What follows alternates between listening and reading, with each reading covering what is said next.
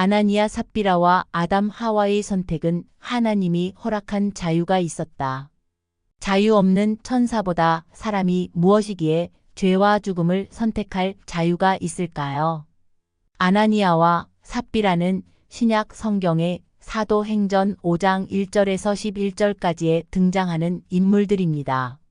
이 이야기는 초대교회에서 일어난 사건으로 아나니아와 그의 아내 삽비라가 자신들의 소유를 팔아 일부를 숨기고 나머지를 사도들에게 전부인 것처럼 바친 사건을 다룹니다. 아나니아와 삽비라는 다른 사람들처럼 재산을 팔아 교회에 헌금하려 했지만 그 과정에서 일부를 감추고 거짓말을 했습니다. 베드로는 이들의 거짓말을 지적하며 이는 사람에게 한 거짓말이 아니라 하나님께 한 거짓말이라고 말했습니다. 결국 아나니아와 삽비라는 각각 즉시 죽음을 맞이하게 됩니다. 이 사건은 초대교회에서의 정직과 헌신의 중요성을 강조하며 하나님 앞에서의 거짓말이 얼마나 심각한 결과를 초래할 수 있는지를 보여줍니다. 아나니아와 삽비라의 결말은 매우 비극적입니다. 사도행전 5장에 따르면 아나니아가 먼저 베드로 앞에서 거짓말을 한 후 즉시 죽음을 맞이했습니다. 그 후 그의 아내 삽비라도 남편의 죽음을 모른 채 동일한 거짓말을 하였고 그녀 역시 즉시 죽음을 맞이하게 됩니다.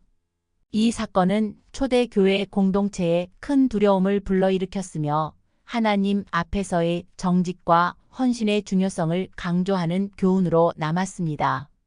이 이야기는 하나님께 대한 거짓말이 얼마나 심각한 결과를 초래할 수 있는지를 보여주며 신앙생활에서의 진실성과 투명성의 중요성을 상기시킵니다.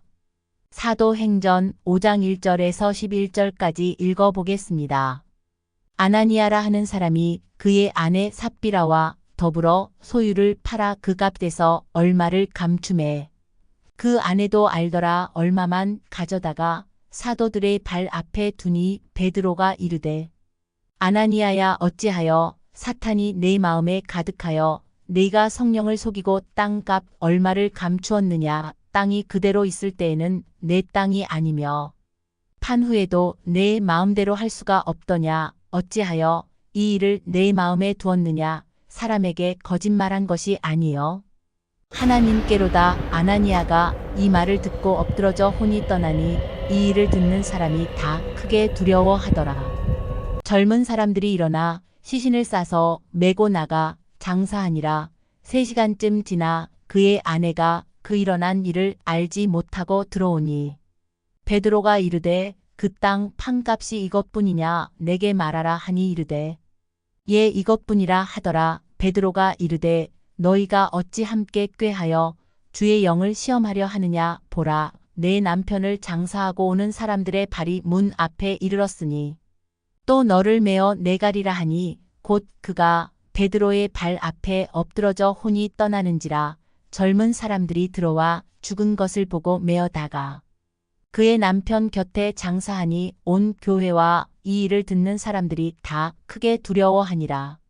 초대교회는 한 마음 한 뜻이 되어서 모든 물건을 서로 통용하고 사랑으로 구제에 힘썼습니다. 초대교회로 돌아가자는 슬로건 때문에 성도들은 초대교회에 대한 환상을 가지고 있습니다. 그런데 오늘 이야기는 초대교회에 대한 환상을 깨뜨리고 있습니다. 초대교회에 뜻하지 않은 불상사가 일어났습니다.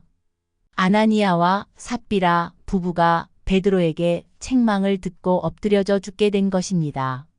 우리 속담에 옥에 티라는 말이 있습니다.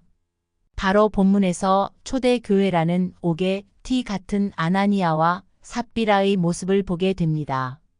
아나니아와 삽비라 이야기를 대하면 단순하게 11조 헌금을 떼어 먹으면 안 되는구나라고 생각할 수 있습니다. 그러면서 헌금 제대로 내지 않았다고 죽이기까지 하시다니 이것은 심한 것이 아닌가라는 불만을 가질 수 있습니다. 이런 선입견은 처음부터 지우고 본문을 대하시기 바랍니다. 아나니아와 삽비라 이야기는 단순한 헌금 문제를 다루는 것이 아닙니다.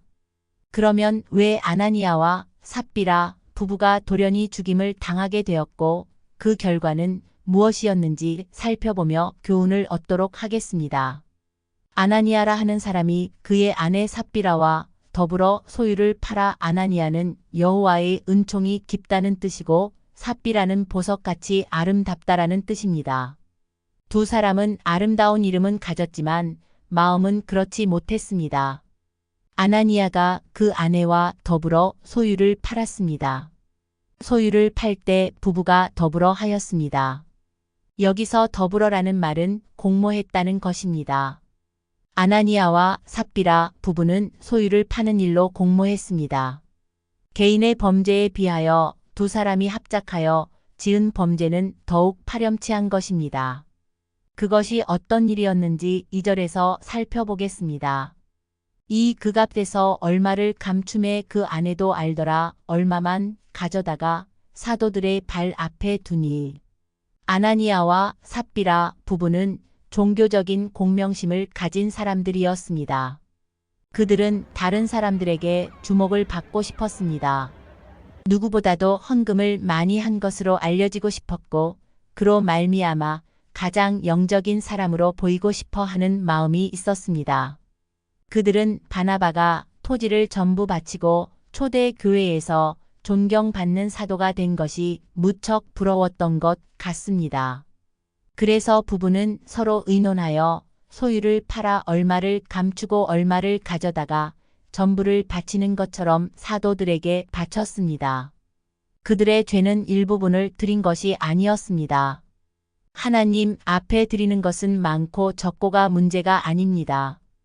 얼마를 드리든지 각각 자기 마음에 정한 대로 드리는 것입니다. 아나니아와 삽비라의 죄는 충성하는 채 하는 위선의 죄여 하나님께 바치는 일을 거짓되게 행한 죄였습니다. 재물은 내 것이면서도 궁극적으로는 하나님의 것이기 때문에 가진 재물이 죄가 되지 않고 복이 되도록 잘 사용해야 합니다. 우리 모두 재물의 청직이라는 사실을 깨닫고 하나님의 영광을 위해서 재물을 잘 사용할 수 있어야 하겠습니다. 3 베드로가 이르되 아나니아야 어찌하여 사탄이 네 마음에 가득하여 네가 성령을 속이고 땅값 얼마를 감추었느냐. 아나니아가 자신의 소유를 전부 드리는 것처럼 바칠 때 베드로는 성령을 속이려 하는 아나니아의 죄를 지적하였습니다. 아나니아와 삽비라 부부는 안진뱅이가 일어난 것을 보았고 하루에 3,000명씩 또한 5,000명씩 회개하고 돌아오는 것을 보았습니다. 마땅히 하나님께 대한 경외심을 가졌어야 했음에도 불구하고 아나니아는 하나님을 속이려 했습니다.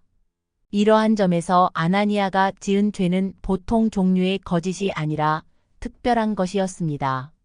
그러면 어떻게 해서 하나님을 속이려는 마음을 가지게 되었을까요? 베드로는 영적 통찰력을 통해서 아나니아에게 사탄이 네 마음에 가득하여라고 지적했습니다. 아나니아는 사탄의 지배를 받아 하나님을 속이려는 마음을 품게 되었던 것입니다. 사탄은 속이는 자입니다. 요한복음 8장 44절을 보면 예수님은 마귀를 가리켜 진리가 그 속에 없으므로 진리에 서지 못하고 거짓을 말할 때마다 제 것으로 말하나니 이는 그가 거짓말쟁이요 거짓의 아비가 되었음이라고 말씀하셨습니다. 사탄은 항상 달콤한 속임수를 써서 사람을 유혹합니다. 사탄은 에덴 동산에서 하와에게 너희가 그것을 먹는 날에는 너희 눈이 밝아져 하나님과 같이 되어 장 27라고 속였습니다. 사탄에게 속은 아나니아는 먼저 자신의 양심을 속였고 두 번째는 사도들을 속였고 세 번째는 하나님까지 속이려 했습니다. 사람들은 얼마든지 속일 수 있습니다. 그러나 성령은 속일 수 없습니다. 그래서 성령이 충만했던 베드로를 속일 수 없었습니다. 만약 아나니아와 삽비라 부부가 믿음이 연약했거나 미숙하여 실수로 잘못을 저질렀다면 상황은 달랐을 것입니다. 베드로도 연약함으로 인해 많은 실수를 했던 사람입니다. 그렇기 때문에 얼마든지 실수에 대하여 이해하고 잘못을 교정해 주었을 것입니다. 그러나 그들은 하나님을 두려워할 줄 모르고 하나님을 경홀히 여겼습니다. 사 땅이 그대로 있을 때에는 내 땅이 아니며 판 후에도 내 마음대로 할 수가 없더냐. 어찌하여 이 일을 내 마음에 두었느냐. 사람에게 거짓말한 것이 아니요 하나님께로다. 초대 교회에서 성도들이 제사를 유무상통한 것은 결코 사유 제사니 철폐된 까닭이 아니었습니다. 초대 교회 성도들은 일시적으로 물질적 은혜를 융통한 것이고 제도적으로 공산주의를 실시한 것이 아니었습니다. 베드로의 꾸짖는 말은 아나니아가 자기 소유를 그대로 가지고 있을 자유와 권리가 있다는 것과 소유를 판 후에도 자기의 사유로 가지고 있을 권리가 있다는 것에 대해서 역설한 것입니다. 자기 재산에 대해 충분한 자유와 권리가 있음에도 불구하고 거짓되게 행했기 때문에 하나님 앞에서 더욱 큰 죄라는 것입니다. 오 아나니아가 이 말을 듣고 엎드러져 혼이 떠나니 이 일을 듣는 사람이 다 크게 두려워하더라. 아나니아가 죽은 것은 베드로의 꾸지람을 통한 하나님의 징계였습니다. 아나니아의 경우 외에도 성경에 물질로 인해 하나님의 징계를 받은 몇 건의 예들이 있습니다. 아나니아와 삽비라의 죄는 여호수아 당시에 있었던 아간의 범죄와 비슷했습니다. 하나님은 여리고 성을 점령하면 그곳에 있는 모든 것을 남김없이 진멸하라고 명령하셨습니다. 그런데 아간은 하나님의 명령을 어기고 여리고 성에서 몰래 전리품을 챙겨 숨겨두었습니다. 이 일로 이스라엘은 아이 성 전투 때 패배하게 되었고 결국 죄가 드러나서 백성들의 돌에 맞아 망하게 되었습니다.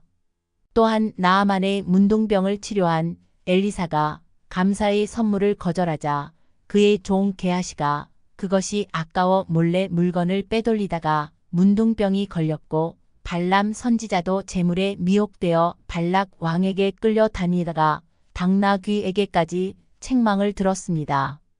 이처럼 재물에 대한 올바른 가치관을 갖지 못하면 재물은 축복이 아니라 저주가 되는 것입니다.